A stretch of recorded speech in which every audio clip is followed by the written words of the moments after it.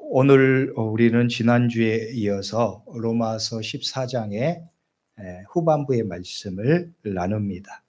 오늘 말씀을 나누면서 말씀의 제목을 의와 평강과 희락을 위하여라고 잡았습니다. 이 제목의 말씀은 17절의 말씀에서 따온 것입니다. 이렇게 말씀하죠. 하나님의 나라는 먹는 것과 마시는 것이 아니요 오직 성령 안에 있는 의와 평강과 희락이라. 오늘은 교회력으로 성령 강림 주일이기도 합니다. 성령 강림 주일에 우리가 지난주 나누었던 성숙한 그리스도인의 삶의 문제와 성령의 역사와 은혜에 연결해서 말씀을 나누려고 합니다. 왜냐하면 오늘 말씀은 성령 안에서 의와 평강과 희락을 말씀하시기 때문에 그렇습니다. 오늘 읽은 17절의 말씀은 하나님의 나라라고 하는 말로 시작되고 있습니다. 이는 사도 바울이 관심하고 사도 바울이 열망하는 첫 번째 것을 보여주는 말씀입니다. 사도 바울은 하나님의 나라를 위해서 지금 일하고 있습니다. 그가 수많은 고난과 어려움에도 불구하고 복음을 전하고 또 교회를 세우는 것은 그 모든 일은 하나님의 나라를 위한 것입니다. 또한 지금 로마의 그리스도인들에게 편지를 쓰는 것도 하나님의 나라를 위해서입니다. 이 편지를 통해서 로마의 그리스도인들이 복음 안에서 성숙한 그리스도인이 되기를 바라는 열망도 하나님의 나라를 위한 것입니다. 그 모든 것이 하나님의 나라를 위한 거예요. 우리 또한 그러해야 합니다. 우리는 하나님의 나라를 위해서 부름받은 자들입니다. 하나님의 나라를 위해서 일해야 할 자들입니다. 우리는 하나님의 나라를 위해서 교회라고 하는 공동체로 하나님께서 불러주셨습니다. 교회는 하나님의 나라를 위한 공동체입니다. 하나님 나라의 믿음의 공동체입니다. 하나님의 나라 공동체된 교회로서 우리 그리스도인들이 기억하고 먼저 생각해야 될 사명과 목적이 바로 하나님의 나라라는 거예요. 사도 바울은 이러한 하나님의 나라를 향한 열망으로 로마의 그리스도인들에게 편지를 씁니다. 때로는 책망도 합니다. 때로는 믿음을 격려하기도 합니다. 복음의 진리를 명확하게 가르치기도 합니다. 그 모든 것이 바로 하나님의 나라를 위한 일입니다. 그 열망으로 가르치고 그 열망으로 사역하고 그 열망으로 교회를 섬기고 있어요. 바울은 오늘 본문의 말씀이 속한 14장의 앞부분에서 그리스도인의 자유에 대해서 말했습니다. 우상에게 드려진 음식의 문제를 예로 들면서 그리스도인의 성숙한 자유의 법칙을 강조했습니다. 그리스도인들에게는 우상에게 드려진 부정하게 여기는 음식을 먹을 자유도 있고 먹지 않을 자유도 있다고 강조했습니다. 그런데 사도 바울은 단순하게 우리가 가진 자유만을 강조한 것이 아닙니다. 그 자유보다 더 숭고한 목적, 더 숭고한 정신을 강조하고 있기 때문입니다. 그것이 바로 하나님의 나라를 향한 거룩한 열망의 마음입니다. 하나님의 나라를 위한 거룩한 열망의 마음. 그래서 바울은 믿음이 연약한 자를 먼저 생각했습니다. 믿음이 연약한 자들이 혹시 이 문제 때문에 실족하지 않을까 생각합니다. 믿음이 연약한 자들은 음식, 즉 부정하게 여겨지는 음식에 대해서 먹지 않음으로 자신의 신앙의 진실성을 나타내려고 하는 마음을 품었기 때문입니다. 반면에 이러한 문제에 대해서 자유로운 생각을 가진 사람들은, 그렇게 생각하는 사람들은 지나치게 율법에 매여 있다고 비판하기도 했습니다. 그러나 바울은 그들을 비난하지 않습니다. 오히려 그들의 마음을 존중합니다. 왜냐하면 우리가 생각할 궁극적인 숭고한 목적 때문입니다. 바로 하나님의 나라를 위한 것입니다. 함께 교회에 지체된 그리스도인들은 먹는 문제를 가지고 서로 싸우고 비판하고 정죄하는 자들이 아니기 때문이에요. 함께 하나님의 나라를 이루어가기 위해서 하나님께서 세우신 자들이기 때문이지요. 그래서 사도 바울은 그들의 마음을 품는 거예요. 그들의 마음을 먼저 생각하고 존중하는 거예요. 옳고 그름의 문제가 아니라 그 마음의 동기를 존중하고 배려하는 것입니다. 날의 문제도 마찬가지입니다. 구약의 수많은 절기와 규정들에 등장하는 날들에 대한 문제나 이방에 속한 사회에서 날들에 대한 규정도 마찬가지였어요. 수많은 사람들은 율법에 규정하는 날과 절기를 지켜야지 그들의 신앙이 숭고하다고 믿었습니다. 어떤 특정한 날에 대해서 그 날을 순절하게 지키거나 혹은 잘못된 날의 가르침을 거부하는 것으로 신앙의 진실성을 삼았습니다. 사도 바울은 그리스도인들의 그 모든 것으로부터 자유로울 수 있다고 말합니다. 그런데 문제는 자신의 이러한 생각을 다른 사람에게 강요하는 것, 또한 자신의 생각을 가지고 다른 사람을 판단하고 비난하는 것, 이것이 정말 문제라는 거예요. 그것이 왜 문제가 됩니까? 하나님이 교회라고 하는 믿음의 공동체를 불러주신 이유 때문입니다. 바로 하나님의 나라를 위한 목적 때문입니다. 함께 교회에 지체된 성도 간에 음식의 문제나 날의 문제를 가지고 비판하고 정죄하고 싸우고 배척하면 교회된 우리의 목적을 이룰 수 없기 때문이지요. 하나님의 나라를 이루어갈 수 없기 때문입니다. 생각해 보십시오. 우리 안에도 하나님의 나라의 정신과 삶의 원리가 드러나지 않는데 어떻게 믿지 않는 사람들에게 하나님의 나라를 보여줄 수 있겠습니까? 믿지 않는 사람들에게 하나님의 나라가 있다고, 그 나라는 행복하다고, 그 나라는 사랑의 나라라고 말할 수 있겠습니까? 그것을 믿으라고 말할 수 있겠습니까? 또한 그렇게 말한다고 그들이 믿겠습니까? 그들의 말을 받아들이겠습니까?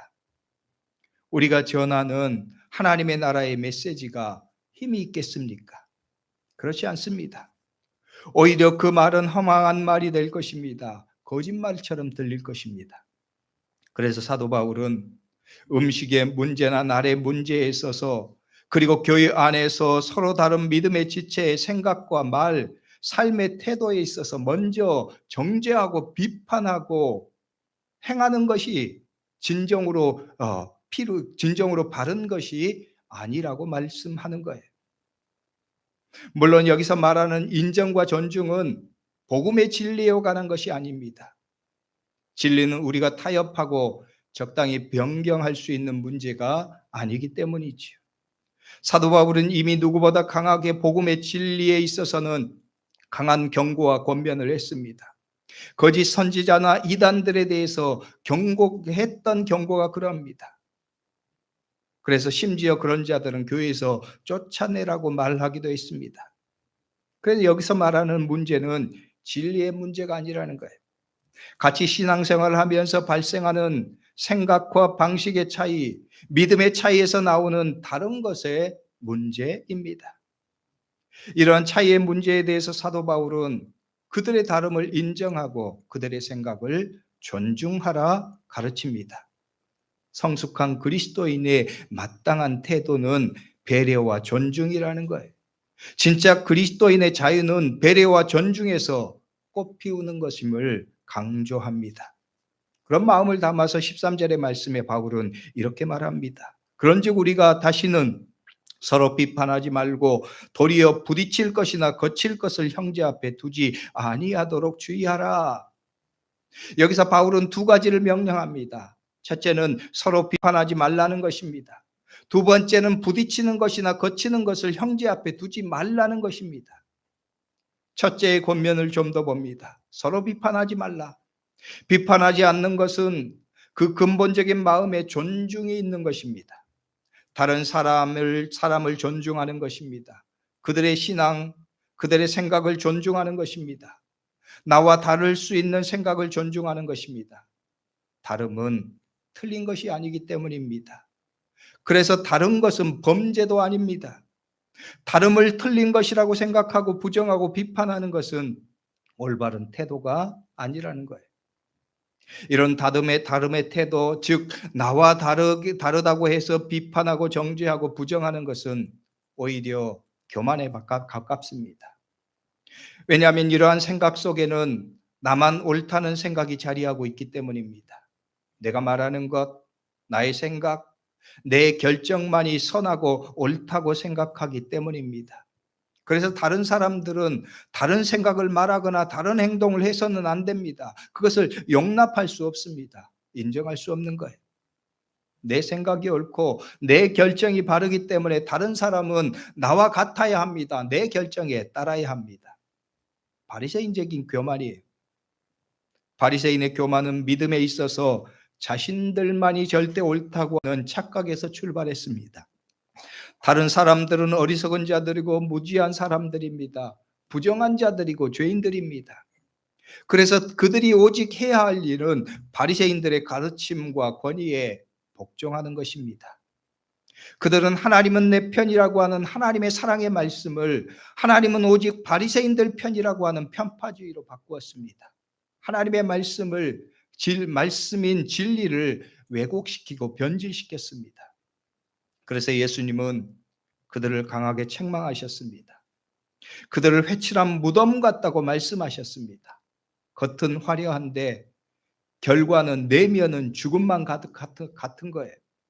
거기에는 생명이 싹트지 못하고 생명의 역사가 일어나지 못하는 거예요. 그래서 마태복음 23장 26절과 27절의 말씀에서 예수님께서는 이렇게 말씀합니다. 눈먼 바리새인이여, 너는 먼저 안을 깨끗이 하라. 그리하면 겉도 깨끗하리라. 화 있을진저 외식하는 서기관들과 바리새인들이여, 회칠한 무덤 같으니 겉으로는 아름답게 보이나 그 안에는 죽은 사람의 뼈와 모든 더러운 것이 가득하도다. 그래서 사도 바울은 오늘 말씀에서 성숙한 그리스도인들은 그래서는 안 된다는 거예요. 하나님의 나라를 이루어 나가야 될 교회 공동체에서는 그래서는 안 된다는 거예요. 교회 공동체 안에서 다른 믿음의 지체를 인정하고 그 다름을 존중하라고 가르칩니다. 로마서 14장 10절의 말씀입니다. 내가 어찌하여 내 형제를 비판하느냐, 어찌하여 내 형제를 업신 여기느냐. 우리가 다 하나님의 심판대 앞에 서리라. 또한 바울은 여기에 더하여 더 적극적인 사랑을 명령합니다.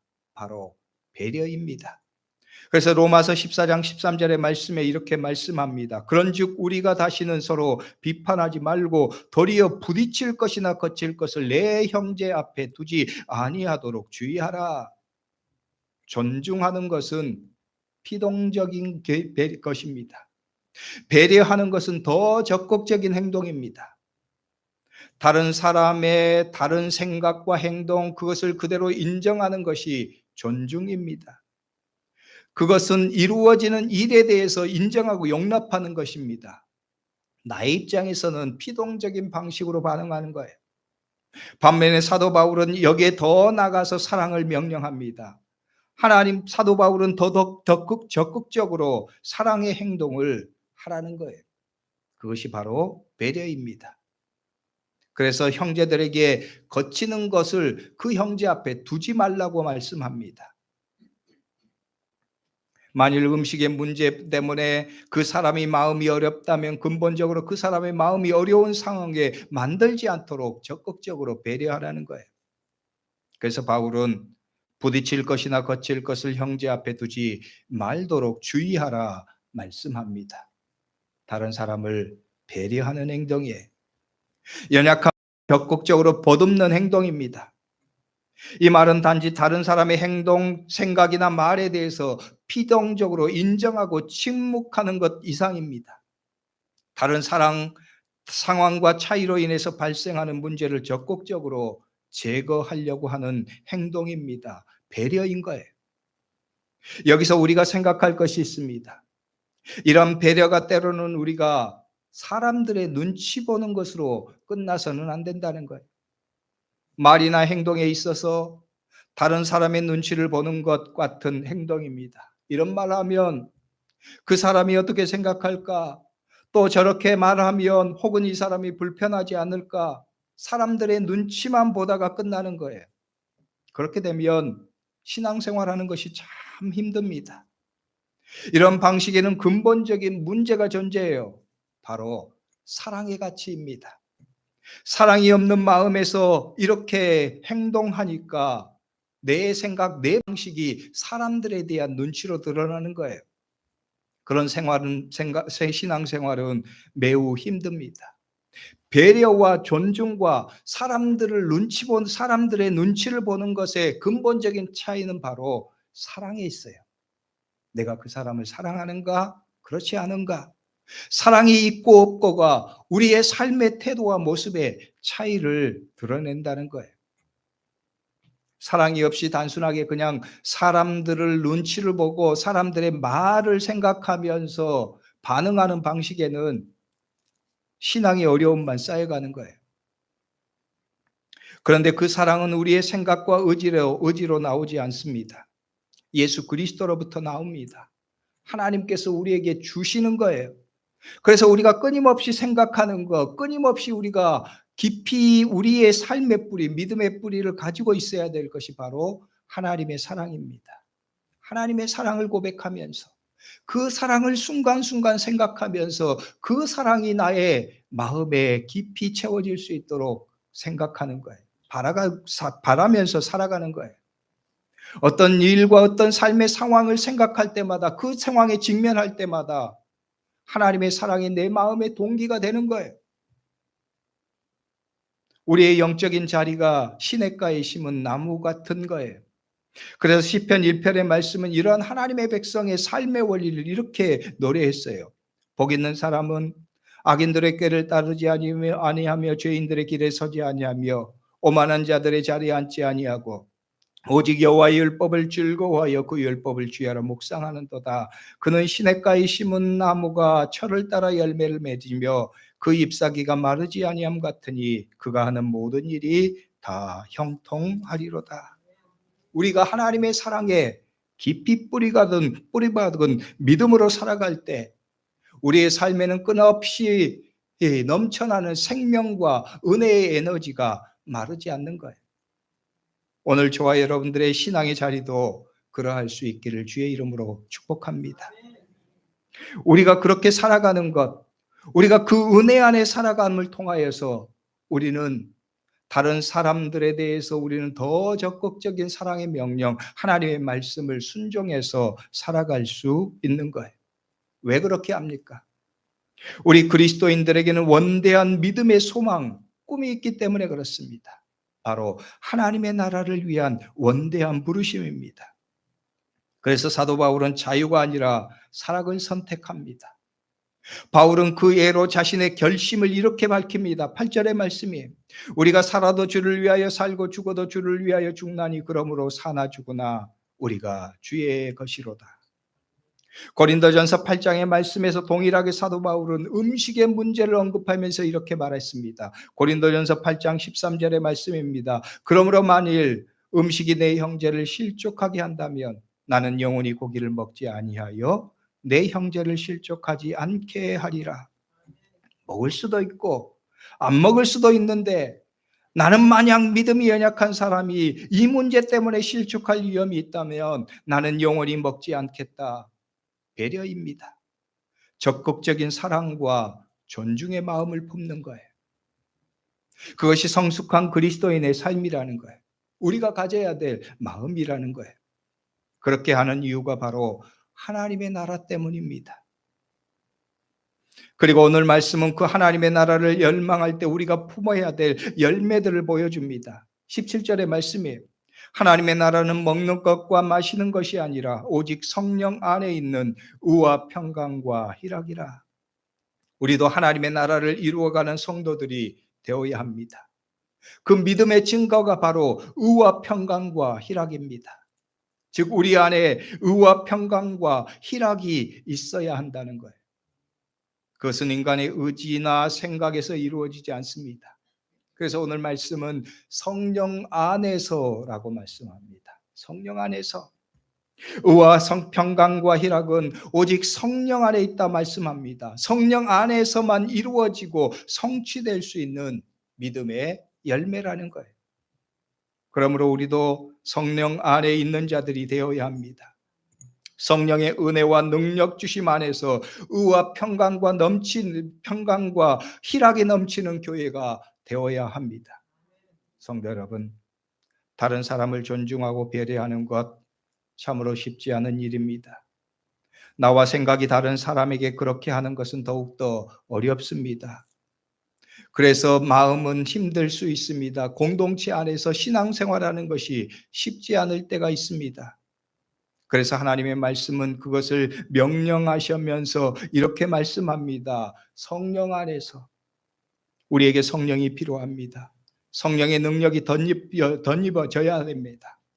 오늘 말씀에서 그래서 우리가 그 은혜의 삶을 살아가는 데 있어서 두 중요한 영적인 두 가지 원칙을 밝혀주고 있는 거예요. 첫째는 하나님의 사랑이라는 거예요. 예수님의 사랑입니다. 그 사랑 안에 우리의 믿음의 뿌리가 박혀 있어야 합니다. 그 생명수의 은혜 안에서 우리는 계속해서 사랑의 은혜를 공급받는 거예요.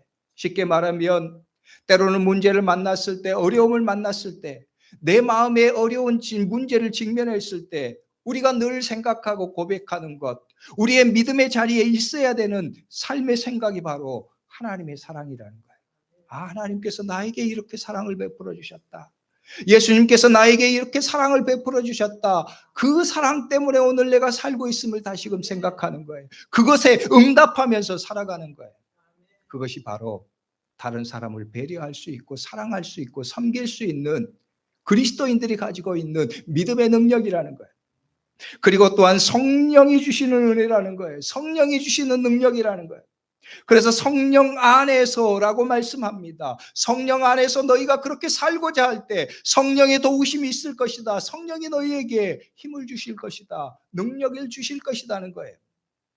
그 능력 안에서 살아갈 때 우리의 삶의 자리에서 꽃피우는 것이 의와 평강과 희락이라고 말씀합니다. 초대교회 믿음의 역사를 보십시오. 제자들과 초대교회 성도들, 처음에는 연약한 존재들이었습니다. 제자들을 보십시오. 그들은 예수님이 그렇게 그들을 사랑했고 그들과 동고동락하면서 가르치셨는데도 불구하고 예수님이 잡히실 때 그들은 도망치기 바빴습니다. 베드로는 예수님을 모른다고 부인하며 저주까지 했습니다. 예수님은 제자들과 따르는 자들에게 너희가 어찌하여 믿음이 없느냐, 어찌하여 깨닫지 못하느냐 탄식하실 정도로 형편없는 사람들이었습니다.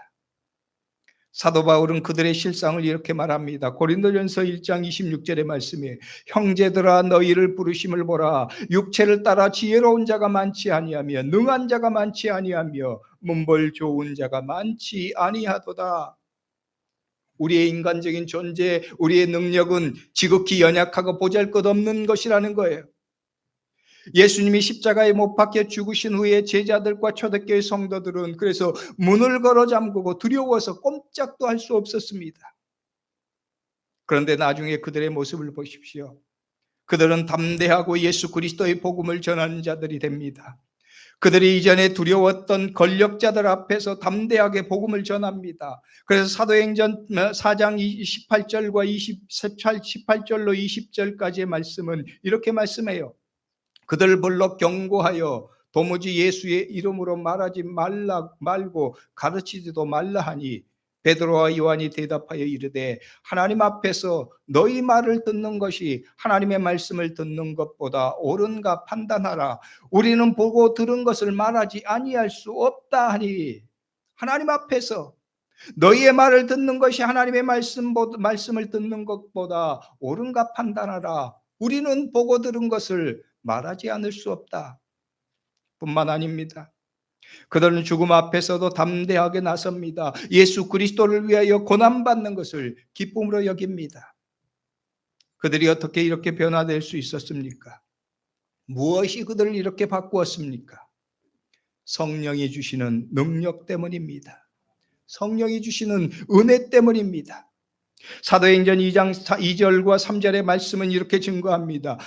호련히 하늘로부터 급하고 강한 바람 같은 소리가 있어 그들이 앉은 온 집에 가득하며 마치 불의 혀처럼 갈라지는 것들이 그들에게 보여 각 사람 위에 하나씩 임하여 있더니 그들이 다 성령의 충만함을 받고 성령이 말하게 하심을 따라 다른 언어로 말하기를 시작하니라. 사도 바울은 로마서의 말씀에서 로마의 그리스도인들에게 이렇게 기도한 이유도 마찬가지예요. 로마서 15장 13절의 말씀입니다. 소망의 하나님이 모든 기쁨과 평강을 믿음 안에서 너희에게 충만하게 하사 성령의 능력으로 소망이 넘치게 하시기를 원하노라. 성령의 능력으로 소망이 넘친다. 성령이 우리 가운데 역사하실 때 우리는 성령의 능력을 통해서 소망이 가득한 삶을 살아갈 수 있는 거예요. 성령이 있는 사람은 소망이 있는 사람입니다. 성령이 충만한 공동체는 소망이 있는 공동체입니다. 성령의 능력을 통해서, 성령의 충만한 능력 가운데 우리도 그렇게 살 수 있는 거예요. 하나님이 그렇게 말씀하십니다. 예수님께서 그렇게 말씀하셨습니다. 사도행전 1장 8절의 말씀입니다. 오직 성령이 너희에게 임하시면 너희가 권능을 받고 예루살렘과 온 유대와 사마리아와 땅 끝까지 이르러 내 증인이 되리라 하시니라. 너희가 성령으로 인하여서 권능을 받는다. 성령의 충만한 능력과 은혜 가운데 너는 소망 있는 삶을 살게 될 것이라는 거예요. 이 성령의 능력으로 초대교회 성도들은 담대하게 복음을 전했습니다. 그들 안에 하나님의 놀라운 역사가 일어났습니다. 사람들이 그들의 모습을 보면서 하나님이 진짜 하나님이시구나. 그들이 고백하면서 교회 앞에 복종하는 역사들이 일어났어요. 저와 여러분들도 그런 성령의 은혜가 충만할 수 있기를 주의 이름으로 축복합니다. 그 성령의 은혜와 능력이 충만하면 우리의 삶의 자리에서도 의와 평강과 희락의 삶을 우리가 살 수 있다고 말씀하십니다. 우리의 삶이 그리스도 안에서, 교회 공동체 안에서 진정한 하나님의 나라를 이루어가는 거예요. 그래서 하나님의 나라는 성령 안에서 의와 평강과 희락이라고 말씀하십니다.